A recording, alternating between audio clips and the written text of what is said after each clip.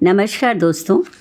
अभी तक मैंने उन स्त्रियों के बारे में बात की जो जोड़ा सांकों की ठाकुर परिवार या ठाकुर बाड़ी से अंतपुर में रहती थी और कुछ वहाँ से विवाह करके बाहर निकली और सफल हो गई, जैसे उनकी पुत्रियाँ।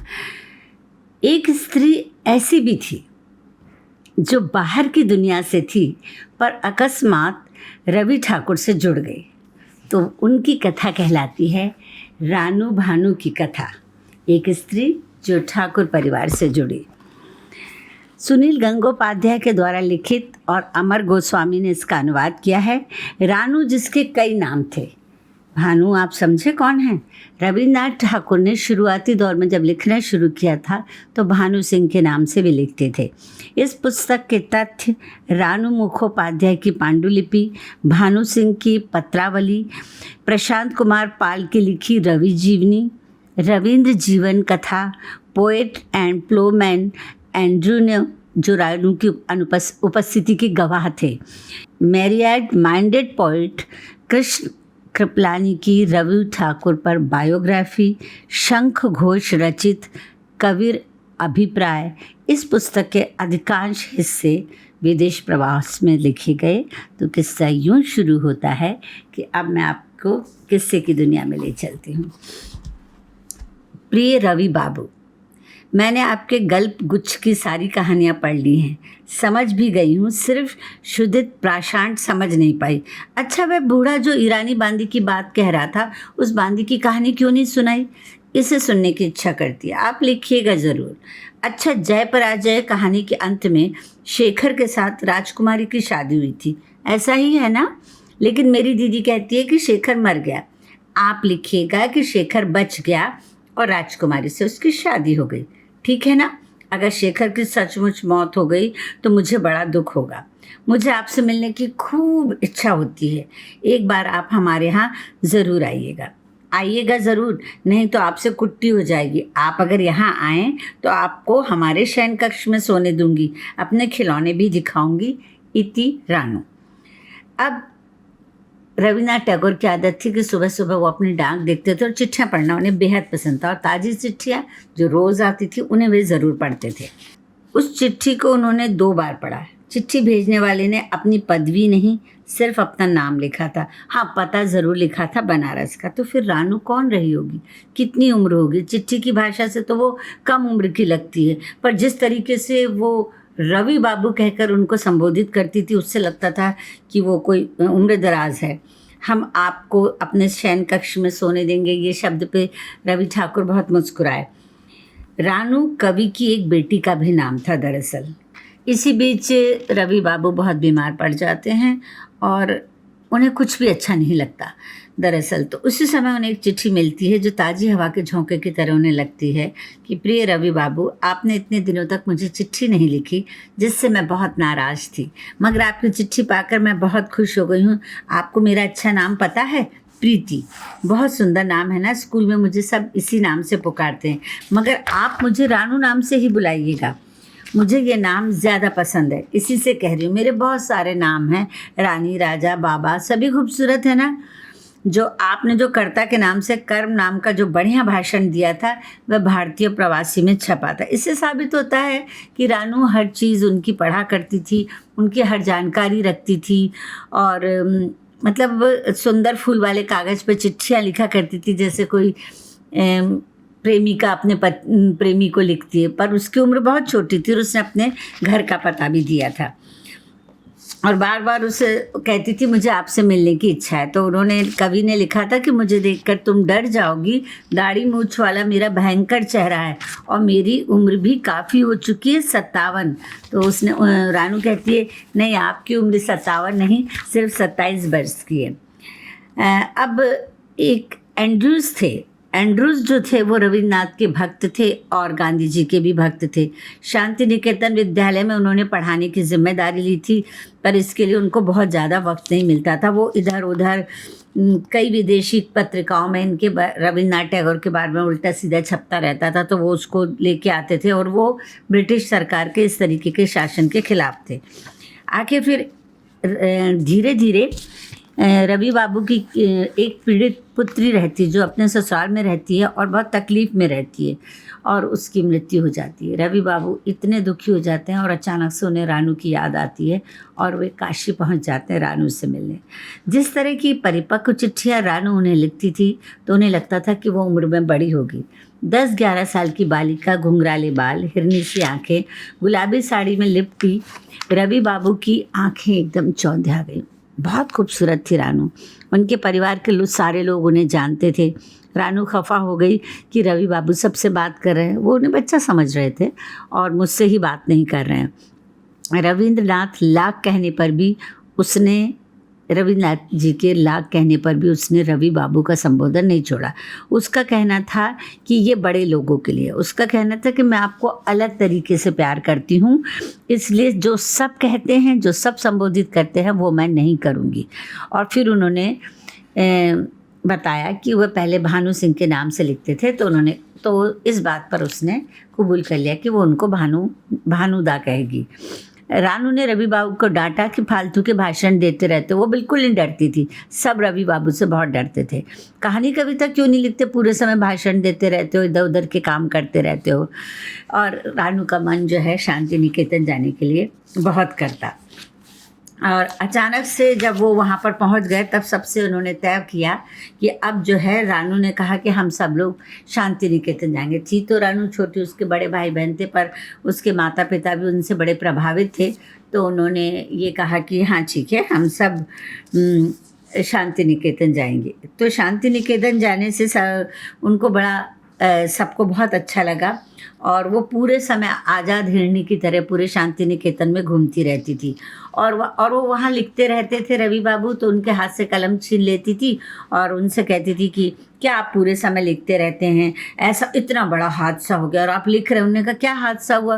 उन्होंने कहा कि अरे भाई एक हिरण घूम गया है। तो वो कहने लगे अरे बस इतनी सी बात। बोले आपको नहीं लगता वो हिरण इतना सुंदर था? इस तरह से वो उनके खाने की देखभाल करने लगी, उनकी गोद में बैठकर वो उनकी कंघी करती थी। रानू ने इसी बीच क्या कहते हैं उनको टोका भी कि सब लोग मुझे जो है ऐसे नाम से पुकारते हैं, मैं नहीं चाहती कि मुझे कोई और नाम से आप पुकारें। तो वो तैयार हो जाते हैं, उसे रानू राम पसंद रहता है। फिर उन्होंने पूछा आपकी बेटी माधुरी लता कभी आपकी गोद में बैठती थी? तो बोले हाँ बैठती थी। तो फिर वो उनकी गोद में भी बैठने लगी और पूरा उनको खाना खिलाने का काम सब, जहाँ कोई उनको टोक नहीं सकता था, उनके कमरे में जब वो लिखते थे कोई जा नहीं सकता था, रानू भागती दौड़ती वहाँ चली जाती और बिल्कुल भी निडर, बहुत निडर थी। इन सब में एंड्रूज बहुत परेशान हो जाता, उसे काम की बातें करनी होती थी और रानू हमेशा कवि के साथ। और अगर थोड़ी देर रानू को कवि नहीं मिलते या कवि को रानू नहीं मिलती तो वो बुलवा भेजते। पहले एंड्रूज ने सोचा कि रानू ज़बरदस्ती चली जाती है, पर रवि बाबू का मन भी रानू के साथ बहुत लगता था। एक तो उनकी पुत्री की डेथ के बाद, दूसरा क्या कहते हैं उसकी बातें सबसे अलग थी, दुनिया की सारी स्त्रियों से अलग थी। अब अचानक से उनके जाने का प्रोग्राम बन गया। रानू ने इतना रोना धोना मचाया और उसके बाद उसने गाड़ी से ही उनको पत्र लिखा कि मैं खूब रो रही हूँ, आपकी याद आ रही है, अब आपके बाल कौन संवारेगा, और अगर आपकी बहुत सभाएं हो रही हैं तो ज़्यादा लेक्चर मत दीजिएगा, अब आज शाम को देखो आप चुपचाप बैठे रहेंगे, दूध थोड़ा ज़्यादा पिया कीजिए, आप बहुत कमज़ोर हो गए हैं। इस तरीके की बातें वो लिखती थी। अच्छा, रानू बहुत ज़्यादा पढ़ाई नहीं करती थी, पर स्कूल जाती थी, उसका पढ़ने में बिल्कुल मन नहीं था। लेकिन रानू सिर्फ परीक्षा के समय जो पढ़ाई करती थी तो उसके फुल में से फुल मार्क्स आते थे और उसमें जो है सब हैरान रह जाते थे। इसलिए सबने सोच लिया कि अब रानू के साथ कोई टोका टाकी नहीं की जाएगी। इसी बीच शरद चंद्र शांति निकेतन में घूम के गए।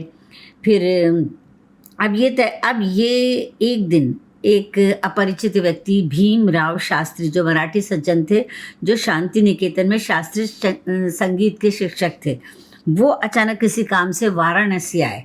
तो वो रानू के घर आए। आप जानते हैं वो क्या वो लेके आए?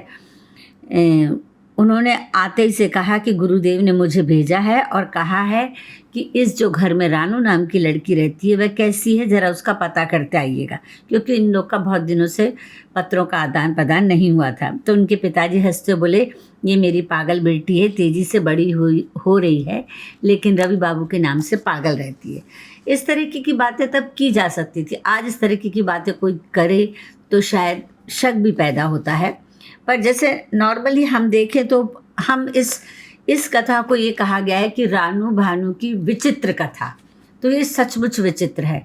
हम अभी तक नहीं पता कर सकेंगे एंड तक कि किस तरीके का रानू भानू में रिश्ता था। अब उन्होंने कहा गुरुदेव का एक नया गीत है, मैं आपको सुनाता हूँ, और उन्होंने सुनाया। बीच बीच में कभी एकदम साल भर से रानू का जाना शांति निकेतन नहीं हुआ, पर वो अपनी उम्र क्या है भूल जाते थे जब रानू के साथ रहते थे। तो उनको एकदम बेचैनी होने लगी कि रानू जो है बस किसी भी तरह से उससे मुलाकात हो जाए। रानू खुद नहीं आ पाई, इसलिए वो कवि से काशी आने का अनुरोध करती, और कवि रवि बाबू जो हैं कोई ना कोई बहाना ऐसा निकाल रहे थे कि जिससे उन्हें काशी जाना पड़े, और उन्हें एक आयोजक भी मिल गया और वे जाके वहाँ ठहर गए। फिर इन लोगों को बुलाया तो रानू इसी बीच थोड़ी लंबी हो गई थी, दुबली नज़र आ रही थी, चेहरे का खास आकर्षण उसकी आंखें थी। रवि बाबू उसे बहुत गौर से देखते थे और उन आंखों में अभिमान भी भरा हुआ था। रवि बाबू ने बस सिर्फ इतना पूछा, रानू कैसी हो, तो उसने मुंह कुछ ना कहकर गर्दन टेढ़ी कर दिया, अर्थात वो गुस्सा थी। तो उस दिन उनको जाना था, रवि बाबू उस दिन अपनी सभा में चले गए, और दूसरे दिन फिर रानू और उसकी बहनें, चारों बहनें मिलने आईं। तो उन्होंने कहा, कवि ने पूछा कि तुम बहुत नाराज़ हो। बोले, वो हूँ मैं, आपने बात नहीं रखी, आप हमारे यहाँ रहने नहीं आए, हमारा घर छोटा है, ये राज प्रसाद ही आपको ज़्यादा पसंद है। उन्होंने कहा, नहीं देखो, मैं तो खुद शांति निकेतन में मिट्टी के घर में रहता हूँ। बोले, मैं सबके लिए कुछ ना कुछ लाया हूँ, तुम्हारे लिए भी इसराज लाया हूँ, तुम बजाना। रानू ने चुपचाप अपनी हंसी को दबा लिया, क्योंकि इसराज रानू बहुत अच्छे से बजा लेती थी और बहुत ही अच्छा बजाती थी। इसी बीच गांधी जी ने असहयोग आंदोलन छेड़ दिया। गांधी जी और रविन्द्रनाथ टैगोर बहुत संपर्क में रहते थे, लेकिन कई बातों पर बहुत असहमत रहते थे। ये लोग असहयोग आंदोलन के मतलब विरोध में थे।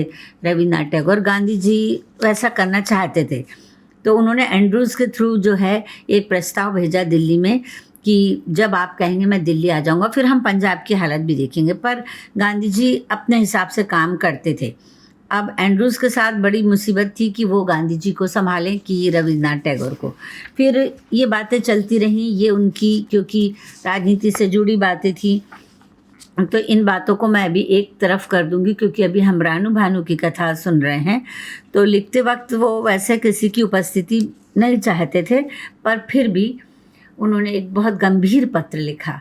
जब अंग्रेज़ सरकार ने उनकी बात नहीं मानी, उनको इतना क्रोध आ रहा था कि उन्होंने उसी समय ब्रिटिश सरकार को ये पत्र लिखा कि अंग्रेज़ सरकार ने मुझे सम्मानित करके नाइटहुड दिया था, उसमें जिसमें सर रविन्द्रनाथ टैगोर लगाया जाता है। जो सरकार हमारे देश की जनता पर अत्याचार करती है, उसकी उपाधि की मुझे ज़रूरत नहीं। जलियांवाला बाग के प्रतिवाद में मैं इस नाइटहुड को लौटा रहा हूँ। और ये समाचार सारी जगहों पर पड़ा, और इसको करने के बाद उनके मन को शांति मिली, और उन्होंने कई दिनों से रानू को चिट्ठी नहीं लिखी थी। तो उन्होंने चिट्ठी लिखी कि यहाँ ऐसा लगता है, वैसा लगता है, मौसम ऐसा है, नीला ग्रे है, भारत में बहुत पाप था। वो अपने दिल की सारी बातें रानू को लिख देते। और उन्होंने कहा, वैसे ही तो मेरे नाम के आगे सर नहीं लगाती हो, तो मैंने सोचा क्यों ना कि ये खिताब छोड़ दिया जाए। ऐसे हंसी मजाक वो सिर्फ रानू के साथ करते थे। और सच बात तो ये है कि रानू में उन्हें नोतुन बोठान की याद आती थी, और वो दोनों, कई लोग उन्हें देख के चौंक जाते थे कि वो उनसे बहुत मिलती थी। अचानक एक दिन नए मकान में एंड्रूज़ साहब आए। वो बड़े मज़ेदार लगते थे। एंड्रूज़ साहब के लाए प्रस्ताव पर वो नाच उठी। बनारस, काशी में वो आए। उन्होंने ये प्रस्ताव लाए कि रविन्द्रनाथ टैगोर जो हैं शांति निकेतन में एक नाटक करेंगे जिसमें रानू अभिनय करे, और उनके पिता ने मना कर दिया। लेकिन रानू की माँ बहुत समझदार थी, उन्होंने कहा, नहीं, मैं नज़र रखूँगा, सब उस पर नज़र रखेंगे। और उसके बाद उनको वो एंड्रूज़ के साथ पहली बार अकेले घर से निकली और प्ले के लिए, नाटक के लिए, अभिनय के लिए निकल पड़ी। और उन्होंने बिल्कुल मतलब निर्भीक होकर एंड्रू से कहा, आप मुझसे बहुत चिढ़ते हैं ना? बोले, चिढ़ता नहीं हूँ, जब मेरा समय होता है ना वो भी तुम जो है टैगोर का ले लेती हो। जिस समय वो पहुँची तो उस समय वो एक अजीब अलग तरीके का ब्लाउज़ होता है वो और चंपई साड़ी पहनी थी और काफ़ी हष्ट पुष्ट हो गई थी और उनके बाल जो है कमर तक लंबे हो गए थे। बहुत खूबसूरत रानू लग रही थी। कवि जो है उनको देखकर एकदम से मोहित हो गए और उन्होंने लगातार कविताओं पे कविताएं लिखी। याद है जिस समय मैंने कादम्बरी जी की बात की थी, उस समय कादम्बरी के समय में भी उनके साथ समय बिताने के समय रवि बाबू बहुत लिखते थे। उसी तरह जब रानू आती थी तो रवि बाबू बहुत लिखने लगे। रानू ने इसी बीच अभिनय करने के लिए प्रैक्टिस शुरू कर दी थी, लेकिन हुआ यूँ कि फिर उसको रानू को उन्होंने बताया, उसने कहा कि आप ये सब काम छोड़िए, आप सिर्फ लिखने पढ़ने के लिए बने हैं। तब रवि बाबू ने बताया कि उन्हें शांति निकेतन चलाने के लिए पैसों की ज़रूरत होती है, इसलिए जहाँ लोग बुलाते हैं वहाँ मैं प्रचार करने, वहाँ मैं भाषण देने, विदेश सब जगह जाता हूँ ताकि मुझे पैसा मिले तो मैं शांति निकेतन चला सकूँ। तो मासूम रानू ने अपने 30 रुपये निकाल के जो उसके फर्स्ट आने की खुशी मुझसे मिले थे उनको दिए। बोले, आप ना ये मेरे पैसे भी अपने उसमें शामिल कर लीजिए। 30 रुपये उनके लिए बहुत छोटी बात थी, पर उन्होंने कहा कि शांति निकेतन में घंटा घर बनाने की बात सोच रहा था, मैं तुम्हारे पैसे उसमें लगा दूंगा। और ये कहते कहते वो अचानक से कविताएँ कहने लगे। उसके बाद उन्होंने लिपिका जो उनकी पुस्तक है उसको पूरा सुनाया।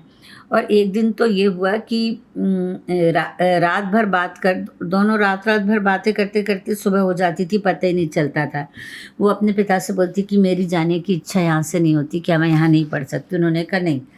बोले, यहाँ और लड़कियाँ भी तो रहती हैं। पर उसके पिताजी को जाने क्या लगता था, तो रानू के पिताजी ने मना कर दिया कि तुम यहाँ नहीं रह सकते।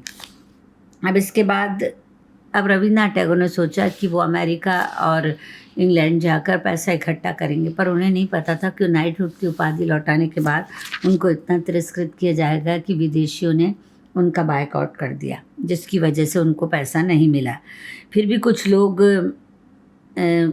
अब रानू में बिल्कुल नोतुन बोउठान की स्मृति ताज़ा होती जा रही थी। अब वो बिल्कुल एकदम मतलब पीक पर उसका सौंदर्य था। और एक बार अकेले आने की अनुमति मिल जाने के बाद तो रानू को अब किसी की ज़रूरत ही नहीं हो गई।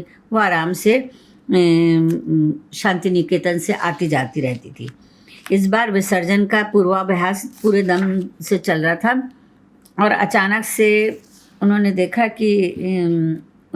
कि रानू थोड़ी सी खोई खोई सी रहती है।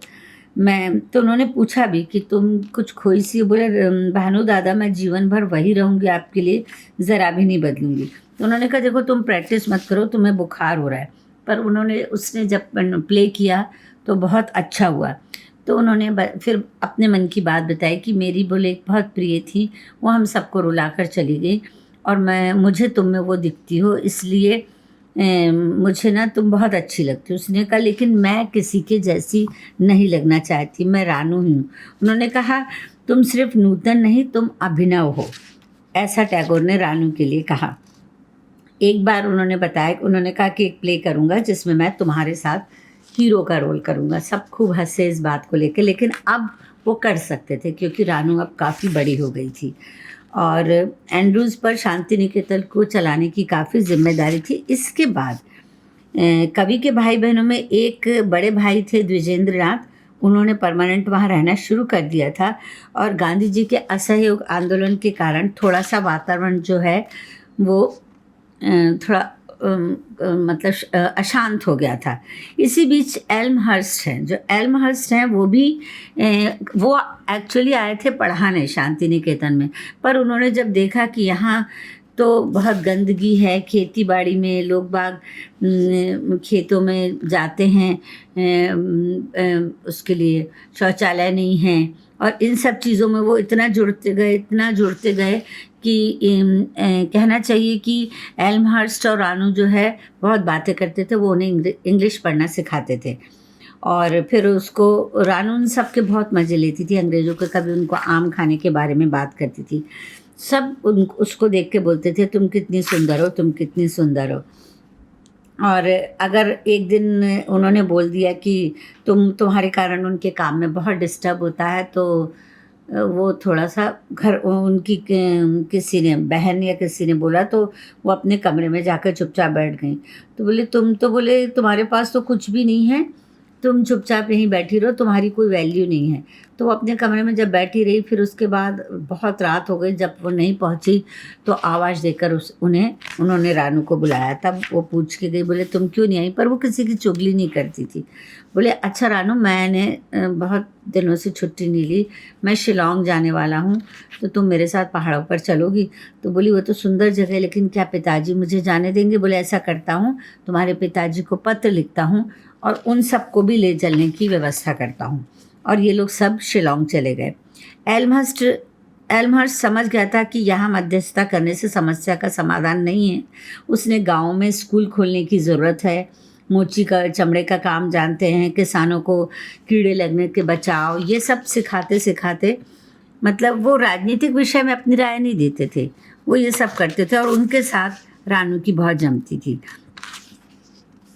अचानक एक दिन उन्होंने कहा कि बहुत दिनों से अब वो लोग बहुत ज़्यादा शांति निकेतन उस समय नहीं जा रहे थे, तो अचानक से धीरे से एल्महर्स्ट की बात उन्होंने कहा, रवि काका आजकल हुआ क्या, ज़रा बताइए तो, आप कुछ प्रेम की कविताएं नहीं लिख रहे? फिर उसके बाद थोड़े दिन बाद उन्होंने कहा, अरे रवि काका पे तो नव यौवन आ गया है, काफ़ी दिनों से प्रेम कविता ही नहीं लिख रहे थे, अब देखो तो सही, प्रेम कविताओं की बाढ़ आ गई है, इसके पीछे प्रेरणा देने वाली कौन है? प्रेरणा बिना क्या प्रेम कविताएं संभव हैं? एल्महर्स्ट ने ना समझ कर भी समझने की मुद्रा बनाई। ज़रा बताओ ना, तुम तो ज़रूर जानते हो उसके नाम का पहला अक्षर क्या है। तो उन्होंने बहुत सारी कविताएं सुनाई, लेकिन रानू के साथ कवि का नाम जुड़कर शांति निकेतन में कानाफूसी होने लगी और ये बात एल्महर्स्ट के कानों में भी आई थी, पर उन्हें समझ में नहीं आ रहा था, क्योंकि ये बात उनको ऐसे पता थी कि किशोरी यौवन में अपनी एक भाभी से कवि का विशेष अनुराग था, जो उनके ज्योति दादा की पत्नी कादम्बरी देवी कवि की प्रायः हम उम्र थी। ज्योति दादा बहुत कामों में व्यस्त रहा करते थे। इसी बीच एक चित्रकार आता है और रवि बाबू कहते हैं कि तुम्हारा चित्र एक होना चाहिए, वो उससे पेंटिंग बनवाने की कहते हैं। वो अंग्रेज़ था, उसने जाने पेंटिंग करते करते वो इतना मोहित हो गया रानू पे, इससे समझते हैं कि कितनी सुंदर रहेगी, कि रानू एक दिन रोती रोती रवि बाबू के पास आई कि वो गलत आदमी है। तो रवि बाबू ने कहा, तुम उसके पास मत जाना। ये लोग सब गाड़ी से जा रहे थे और रानू हमेशा जो है रवि बाबू के बगल में ही बैठा करती थी। रवि बाबू बोले कि मैं बात भी करूँगा और वहाँ पर जो है जो भी लोग आयोजक लोग आएंगे उनके साथ वो करूँगा, लेकिन बाकी पूरा समय मैं तुम्हारे साथ बिताऊँगा। अब रानू की शादी की बात चलने लगी और उनके माता पिता चाहते थे कि ये भार उन्हें ही लेना पड़ेगा, क्योंकि उन्हें मालूम था कि रानू तभी विवाह करेगी जब रवि बाबू इसके लिए तैयार हो जाएंगे। इसी बीच में लखनऊ के गवर्नर ने डिनर पार्टी दी, जिसमें रानू को ले जाया गया। रानू बहुत विलायती कायदा सीख गई थी, तो रानू ने एक लाल बॉर्डर वाली सफ़ेद सिल्क की साड़ी पहनी थी और माथे पर बिंदी लगाई थी। उसे देखते ही रवि बाबू के हृदय में हुक सी उठने लगी और वो एकदम निराश हो गए, क्योंकि उन्हें पता था कि अब उसका विवाह होने वाला है। और इसी समय वो पूरा परिवार उनसे चाह रहा था कि वो जल्दी से जल्दी लड़का ढूंढ दे, और इसी बीच उन्हें बाहर जाना पड़ा। और उनको वो इतने अधीर थे कि जो लड़का इन लोगों ने पसंद किया था, इनके घर वालों ने अब देखा कि आखिर कोई भी मतलब उनकी तरफ से जवाब अभी नहीं आ रहा है, तो उन्होंने उनके घर के लोगों ने एक बहुत अच्छा लड़का ढूंढा और उस लड़के से रानू को प्रेम भी हो गया। और पर फिर भी उसको ना रवि बाबू को छोड़कर विवाह करने की बिल्कुल उसकी इच्छा नहीं थी और उनका रिश्ता हो गया। राजेन जो था वो वीरेन विलायत से, जो राजेन के सर राजेन के पुत्र थे वीरेन, वो उनसे विलायत से पढ़ाई करके आए थे और उनके साथ उनका विवाह तय गया। उनकी शादी हो गई। काफ़ी मन था रवि बाबू का कि उनके घर से शादी हो, पर वीरेन शायद वो लोग, उनके परिवार के लोग इनको ज़्यादा पसंद नहीं करते थे। उन्होंने कहा कि उसने कई बार कहा कि मुझे उनके प्ले देखने जाना है। बोले नहीं, तुम्हें आज इस पार्टी में चलना होगा। और जिस समय रवि बाबू वो उनसे मिलने गए क्योंकि उनका ट्रेन का टाइम हो रहा था, तो वो मिलने गए। तो सुबह ही सुबह पहुंच गए, तो पूरा लंबा घूंघट निकाल के जिस तरह से रानू उनके पैर छूने आई, तो उनका दिल हाहाकार कर उठा, क्योंकि उन्हें बहुत अफसोस हुआ कि रानू की शादी सही घर में नहीं हुई है। वो आगे यहाँ से पता नहीं उसका जीवन कैसा होगा। और सब मतलब एक बार फिर रानू जो है नाटक देखने के लिए बिना परमिशन के वहाँ से चली गई, और उससे अपने ससुराल में काफ़ी डांट पड़ी। और जोड़ा सांको गई, लेकिन वो अब उस हिम्मत के साथ वो सीधे रवि बाबू के कमरे में नहीं जा पाई। और उसी समय उनके पति ने फ़ोन कराया कि घर वापस आओ, और वो घर वापस आ गई। तो कुल मिला के ये है कि रविन्द्रनाथ को तो पूरे भारत में सैकड़ों चिट्ठियाँ मिलती थी। अपने गृहस्थ जीवन में रविन्द्रनाथ को कभी मानसिक सुख शांति नहीं मिली। अचानक एक दिन लंबी बीमारी के बाद जब उन्हें अपनी बेटी का देहांत हो गया, तब उन्हें रानू मिली। उसी दिन 58 वर्षीय कवि से उस बालिका का एक विचित्र रिश्ता कायम हो गया। मैंने आपसे कहा था ना, सुनील गंगोपाध्याय से विचित्र रिश्ता कहते हैं। और कवि के चीन भ्रमण के समय उनकी अनुपस्थिति में रानू की शादी भी हो गई, 2 संतानों की माँ हो गई। कवि अब वृद्ध थे। उन्हें जीवन के अंतिम दिनों में रानू से क्या मिला? वह क्या सिर्फ आंसुओं में दुख की शोभा बनकर रह गई? तो ये था सुनील गंगोपाध्याय की कलम से एक अभिनव और अतुलनीय उपन्यास। शुक्रिया।